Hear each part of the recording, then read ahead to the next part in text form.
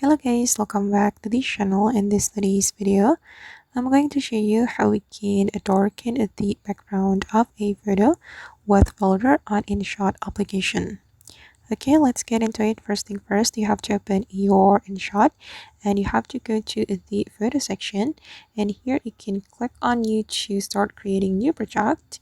Then you can choose a photo you want to add it, and here I'm just going to open the project I have just created, guys, and we're going to overlay it as a photo with the same photo. We can go to sticker and we're going to click on this icon and then select cow dot and choose the same photo, this one, guys. I'm going to click on it, and then we're going to click on the check mark, and I'm going to place this photo or the sticker to make it align with the first photo like this.